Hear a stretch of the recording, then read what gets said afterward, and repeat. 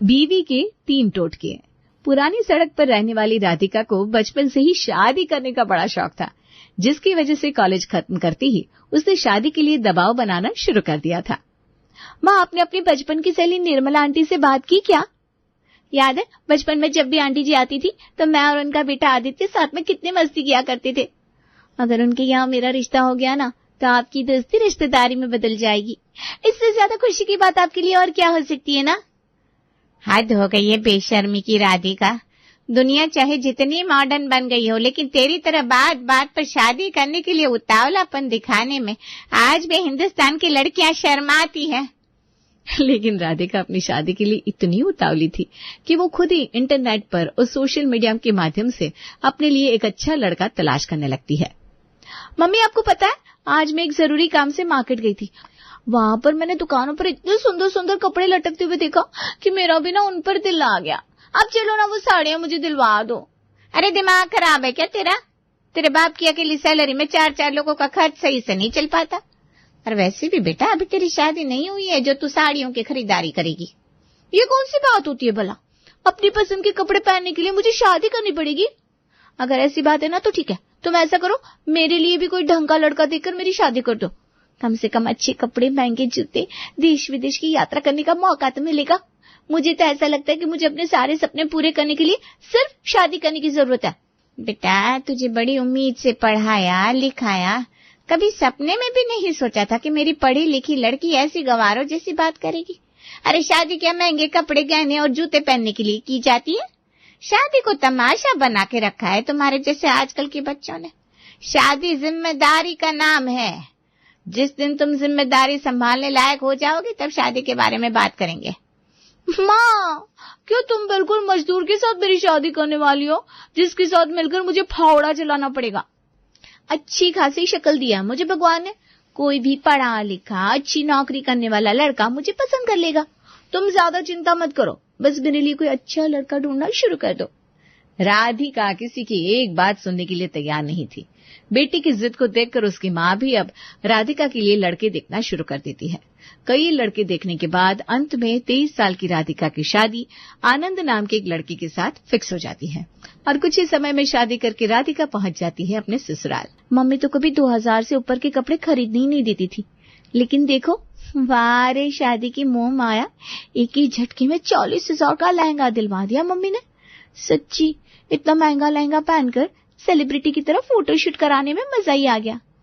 पता नहीं क्यों लड़कियां शादी के नाम से इतना घबराती है। मुझे तो शादी करके बहुत मजा आया भाई। शादी के अगले दिन राधिका अपने 40,000 के लहंगे को निहार रही थी, तभी उसका पति आनंद कमरे में आता है।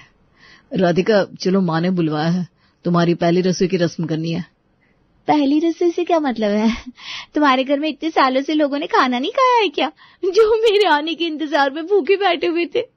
अरे जैसे इतने सालों से खाना बन रहा था आगे भी बनवा लो ना यार, क्यों मेरा मूड खराब कर रहे हो? राधिका ये कैसी बात कर रही हो तुम? अभी कल ही हमारी शादी हुई है और आज ही तुम ऐसी उलूल झुलूल बातें करने लगी। अरे भाई पहली रसोई एक रस्म होती है जिसको निभाना बहुत जरूरी होता है। चलो देर मत करो और फटाफट से तैयार होकर नीचे आ जाओ। मैं भी कहाँ बहस में पड़ गई। ये तो मैंने सोचा ही नहीं कि शादी के बाद जितनी भी रस्में होगी सबके लिए मुझे एक से बढ़कर एक ड्रेस पहनने का मौका मिलेगा। आज तो ऐसा करती हूँ, अपनी भारी वाली सिल्क की साड़ी निकाल लेती हूँ। कुछ ही देर में राधिका अच्छे से रंगाई पुताई करने के बाद भारी वर्क की साड़ी पहन के अपना लाल रंग का शादी का चूड़ा दिखाते हुए नीचे हॉल में पहुंच जाती है। अरे बहू, इतना भारी भरकम मेकअप गहने ज्वेलरी पहन कर क्यों आ गई भाई? कहीं जाने के लिए नहीं बुलवाया है तुम्हें, रसोई में खाना बनाना है आज तुम्हें। पहली रसोई की रस्म है, हमारे यहाँ शादी के दूसरे दिन ही कराई जाती है। मम्मी जी कैसी बात करती हैं आप? अभी कल ही तो मेरी शादी हुई है। अब आज मैं कॉटन के खाकी सूट पहनना शुरू तो नहीं कर दूंगी ना। अब दुल्हन तो दुल्हन जैसे दिखनी चाहिए कि नहीं? चल तेरी मर्जी मेरी बला से। जो तेरे पास रंग रोगन बचा है ना वो भी एक दिन में पोत कर खत्म कर ले।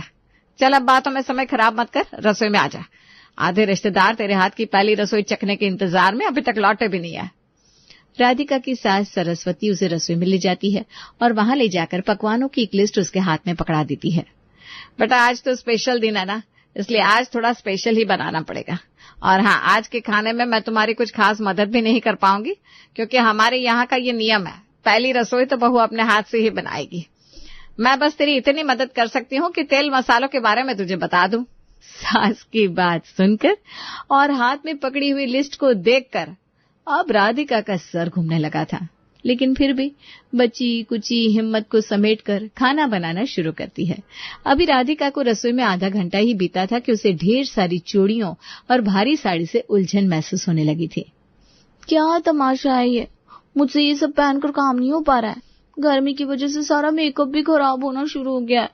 क्या सोचा था, क्या हो गया। किसी तरह परेशान होकर राधिका भारी कपड़े में ज्वेलरी के साथ खाना बनाती है, और जब तक मेहमानों के सामने खाना परोसने का मौका आता है उसका हुलिया बदल चुका था। अरे राधिका बहू, क्या हो गया ये, क्या हुलिया बना लिया तुमने अपना। कमरे से तैयार होकर आई थी तब तो किसी राजकुमारी की तरह लग रही थी, और अब देखो काजल बह गया है, लिपस्टिक भी होठ के 2 किलोमीटर दूर तक फैल गई है, और ये बाल, अरे बुरा मत मानना बेटा, लेकिन आज तो जो हुआ सो हुआ। आगे से रसोई में जाने से पहले बालों का जूड़ा बनाकर काम करना, वरना अगर एक बाल भी खाने में आ गया ना तो सारी मेहनत पानी में चली जाएगी तुम्हारी।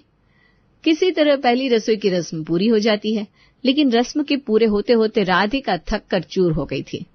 ये क्या था भगवान, शादी के बाद पहले दिन कितना खतरनाक बीता है मेरा। अब तो बाकी की जिंदगी के बारे में सोच सोच कर चक्कर आने लगे मुझे। हजारों रुपए खर्च करके बालों का ट्रीटमेंट करवाया था मैंने। सोचा था अच्छी अच्छी ड्रेस के साथ तरह तरह के हेयर स्टाइल बनाऊंगी, लेकिन बुआ जी ने तो पहले दिन बालों का जूड़ा बनाने का फरमान सुना दिया। क्या बालों का जूड़ा बनाने के लिए हजारों रुपए खर्च करके अपने बाल सेट करवाए थे मैंने। पहली रसोई के बाद अगले 2-3 दिन बड़े सुकून से बीते, और उसके बाद राधिका और उसका पति आनंद हनीमून के लिए गोवा की तरफ निकल गए। गोवा पहुंचकर तो राधिका को ऐसा लग रहा था जैसे वो किसी खूबसूरत सपने में पहुंच गई है, लेकिन उस खूबसूरत सपने की उम्र बड़ी छोटी थी। 5 दिन का ट्रिप कब खत्म हुआ पता ही नहीं चला, और अब राधिका वापस अपने ससुराल पहुंच गई। राधिका बहू, अब तुम्हारी शादी को लगभग 15 दिन बीत गए हैं। धीरे धीरे घर का काम संभालना शुरू कर दो।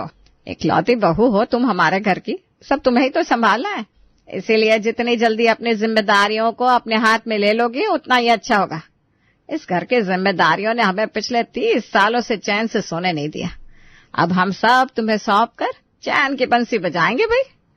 कहा राधिका ने टीवी की हीरोइन की तरह सज संवर कर महंगे कपड़े और गहने पहनकर पति के साथ गाड़ियों में घूमने के सपने देखे थे, लेकिन अब जिंदगी की सच्चाई उसे डरावनी हकीकत से रूबरू करा रही थी। आनंद देखो, मुझसे ना ये घर के काम, खाना पीना, झाड़ू पोछा नहीं होता। एक नौकरानी रख लो ना। और वैसे भी मुझे क्या तुम इस घर में नौकरानी बनाने के लिए शादी करके लाए थे। देखो राधिका, मम्मी को नौकरों के हाथ का काम बिल्कुल पसंद नहीं है। मम्मी को कई तरह की दिक्कत है, उसके बाद भी 30 सालों से मम्मी इस घर को खुद संभाल रही हैं। अब जब मम्मी इस उम्र में सब कर सकती है तो तुम तो अभी सिर्फ 23 साल की हो, जरूरत क्या है घर में नौकर की। अरे तुम्हारी मम्मी को शौक होगा झाड़ू पोछा बर्तन घिसने का, मुझे नहीं है। कोई जबरदस्ती है क्या? मैं पहले ही बता रही हूँ, मैंने शादी बर्तन घिसने के लिए नहीं की है। पत्नी की जिद देखकर आनंद उसके लिए एक झाड़ू पोछा बर्तन करने वाली नौकरानी का इंतजाम कर देता है, लेकिन राधिका तो वही राधिका थी, उसका सिर्फ इतने में काम कहाँ चलने वाला था। कुछ दिन बाद, बस बहुत हो गया, अब मुझसे इतनी गर्मी में रसोई में खड़े होकर खाना नहीं बनेगा। नहीं बनेगा मतलब नहीं बनेगा। तुम्हारे पूरे दिन के लंगर के चक्कर में ना मैं कोई ढंग का नेल पेंट भी लगा नहीं पाती हूँ, ना ही अपनी पसंद की चूड़ियां पहन पाती हूँ। अच्छे कपड़े पहनने का भी मन नहीं करता, क्योंकि रसोई में काम करो तो सब में दाग लग जाता है। आनंद, अब तुम्हें अच्छा खाना खाना है ना, तो कल से एक कुक का इंतजाम कर लो, वरना भूखे रहना पड़ेगा सबको। अरे अजीब लड़की हो यार तुम, नौकरी तुम करती नहीं हो, पूरा दिन घर में रहती हो, घर के बाकी कामों के लिए नौकर लगा दिया, अब क्या खाना बनाने के लिए भी इस घर में नौकर आएगा? अच्छा ये बताओ, तुम पूरा दिन बैठकर करोगी क्या? माँ नौकरों के हाथ की रोटी कभी नहीं खाएगी। माँ का बहाना बनाकर आनंद राधिका से कुक रखने के लिए इनकार कर देता है, और इस तरह सारी पारी अब घूम फिरकर सास की तरफ आ गई थी। हर गुजरते दिन के साथ राधिका के मन में शादी को लेकर फ्रस्ट्रेशन बढ़ती जा रही थी, और अब उसके दिमाग में कहीं न कहीं ये बात फिट हो गई थी कि उसकी शादीशुदा जिंदगी में कलेश का सारा कारण उसकी सास है। अगर सास ना रहे तो वो आजादी से अपना जीवन जी सकती है। एक दिन राधिका तंत्र मंत्र जादू टोने के बारे में अपनी किसी सहेली से सुनती है। इसके बाद उसके मन में भी अपनी सास के ऊपर काला जादू करने की इच्छा पैदा हो जाती है। उस बाबा का पूरा एड्रेस मुझे व्हाट्सएप कर देना, मैं आज ही उनसे जाकर मिल लूंगी। मेरी जिंदगी में तो तू ये समझ ले आग लग गई है, अब तो बाबा ही मेरा कुछ भला कर सकता है। सहेली से एड्रेस लेने के बाद राधिका तैयार होकर निकलने लगती है कि तभी उसकी माँ का फोन आता है। अरे राधिका बेटा, कैसी है तू? मम्मी अभी ना कहीं जरूरी काम से जा रही हूँ, बाद में आपसे बात करती हूँ। बाय। अरे क्या बात है बेटा, सब ठीक तो है ना? अब क्या बताऊं मम्मी, कितनी बार तो बताया है आपको, जब से शादी हुई है मेरी सास ने मेरा जीना मुश्किल करके रखा है। पूरा दिन बस घर के काम बताती रहती है। कभी कहती है कपड़े धो दो, कभी कहती है किचन साफ करो, कभी खाना बनाओ, कभी नाश्ता बनाओ, कभी मेहमानों की खातिरदारी करो। जिंदगी खराब हो गई है मेरी बुढ़िया के चक्कर में। अब तो जब तक मैं उसे ठिकाने नहीं लगा दूंगी ना, मुझे चैन नहीं मिलेगा। कैसी बातें कर रही है बेटा? हाँ, मैंने सब सेटल कर लिया मम्मी। एक बाबा है जो काला जादू करके ना एक भभूत देता है। उस भभूत को अगर सास को दे दिया, कुछ ही दिनों में सास का पत्ता साफ हो जाएगा। बेटी की बात सुनकर राधिका की माँ कुछ देर गहरी सोच में पड़ जाती है। उसके बाद राधिका से कहती है, बेटा अगर ऐसी बात है तो तूने मुझसे क्यों नहीं कहा? तुझे शायद पता नहीं, तेरे पापा से शादी से पहले मैंने भी काला जादू तंत्र मंत्र सीखा था, लेकिन बच्चों के जीवन पर उसका असर ना पड़े ना, इसलिए वो सब पीछे छोड़ दिया। लेकिन अगर वाकई में तू अपनी सास से इतनी परेशान है तो मेरे पास उसका उपाय है। तुझे किसी तांत्रिक के पास जाने की जरूरत नहीं है, तू बस चुपचाप घर चली आ। तेरी सास को रास्ते से हटाने का टोटका मैं तुझे बताऊंगी। माँ की बात सुनकर राधिका को बड़ी हैरानी होती है, लेकिन इस समय उसे अपनी सास को अपने रास्ते से हटाना था, इसलिए माँ के बारे में ज्यादा ना सोचते हुए वो फटाफट तैयार होकर माँ के घर की तरफ निकल जाती है। मायके पहुंचकर, मम्मी जल्दी बताओ ना क्या टोटका है, और मुझसे ना ज्यादा इंतजार नहीं हो रहा। बस मुझे सुकून की जिंदगी जीनी है। तंग आ गई हूँ नौकरों की तरफ पूरा दिन काम करते हुए। आपको तो पता है मुझे सजने संवरने घूमने फिरने का कितना शौक था, लेकिन मेरी सास की वजह से मेरा कोई शौक पूरा नहीं हो पा रहा है। ऊपर से मेरे हर काम में गलती निकालती है वो। कभी कहती है खाना अच्छा नहीं बना, कभी कहती है यहाँ क्यों घूमने जा रही हो, वहां क्यों जा रही हो, ये क्यों पहन रही हो। अरे हद है, हर बात में चिक चिक चिक चिक सुन के मेरा दिमाग गर्म हो गया है। अरे रे रे, मेरी फूल सी बच्ची का हाल तो देखो क्या कर दिया है। तो चिंता मत कर बेटा, मैंने टोटका बनाकर तैयार रखा है। तू ये टोटका ले जा, बस कुछ बातों का ख्याल रखना। पहली बात ये कि ये टोटके वाली सब्जी सिर्फ और सिर्फ तेरी सास को खिलानी है। गलती से भी तू उसे मत खा लेना, वरना सब गुड़ गोबर हो जाएगा। और दूसरी इम्पोर्टेंट बात यह है कि सास के खाने में ये टोटका मिलाने के बाद तुझे उसकी किसी भी बात का जवाब नहीं देना। अगर तूने कुछ भी कहा तो टोटके का असर खत्म हो जाएगा। माँ की सारी बातों को ध्यान से सुनने और समझने के बाद राधिका टोटका लेकर अपने घर पहुंच जाती है। घर पहुंचकर, माँ जी आपके लिए चाय बना दूं क्या? 5 बज गए, आपकी चाय पीने की इच्छा हो रही होगी ना? क्या बात है, आज तो खुद ही चाय के लिए पूछ रही है। वरना रोज चाय के लिए कह दो तो ऐसे ऐसे मुंह बनाती है कि देखने वाले की खुद इच्छा ही खत्म हो जाए। हाँ बना दे। सास की हाँ कहने पर राधिका रसोई में जाकर चाय बनाने लगती है और माँ की दी हुई राख में से 2 चुटकी राख सास की चाय में मिला देती है। राधिका बेटा, बुरा मत मानना, इतने महीने हो गए तुम्हारी शादी को, लेकिन एक ढंग की चाय बनानी नहीं आई। इतना तेज मीठा कौन डालता है चाय में?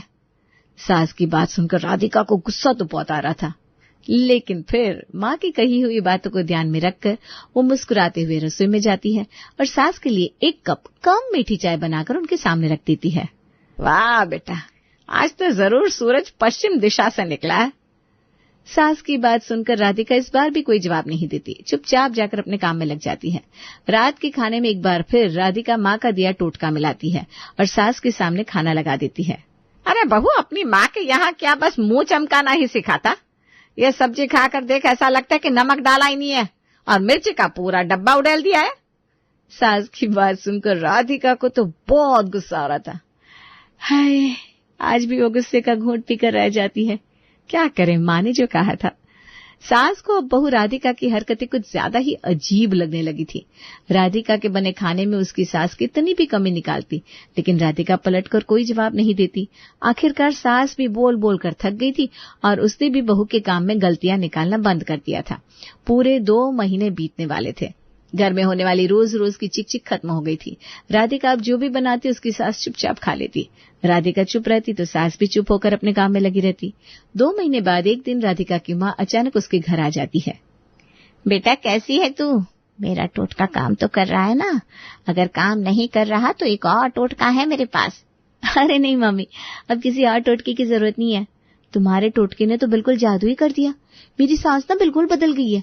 पहले तो हर छोटी छोटी बात पर हमारे घर में सिर्फ कलेश मचा रहता था लेकिन आजकल तो मम्मी जी बिल्कुल चुप रहती हैं। ना मेरे किए किसी काम में गलती निकालती है, ना मेरे खाने में कमियां। चिक नहीं करती तो मेरा मूड भी खराब नहीं होता और मैं भी ना चुपचाप घर के काम कर देती हूँ।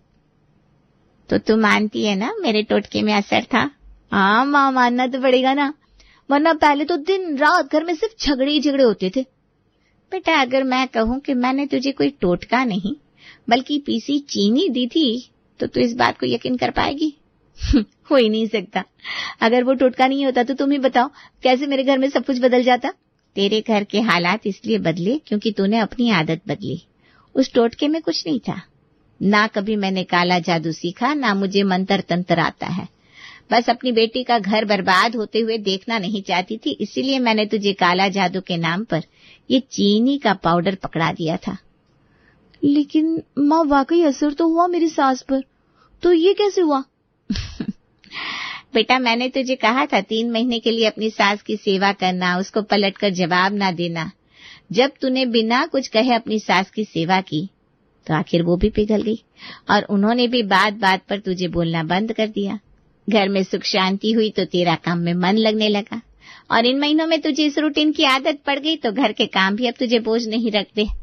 कुल मिलाकर कहने का मतलब ये है बेटा कि अपने घर की सुख शांति ना अपने हाथ में होती है। उसके लिए तुझे किसी जादू टोने मंत्र की जरूरत नहीं है। बस थोड़ा सा प्यार, सम्मान और सहनशीलता की जरूरत होती है। और सबसे बड़ी बात, शादी का मतलब सिर्फ अच्छे कपड़े, खाना और देश विदेश की यात्रा नहीं होता, बल्कि शादी का मतलब होता है एक जिम्मेदारी। और अब वो जिम्मेदारी निभाना तो बहुत अच्छे से सीख गई है। राधिका को अपनी माँ की बात बहुत अच्छी तरह समझ में आ गई थी और अब उसकी गृहस्थी में भरपूर खुशियां छा गई थी।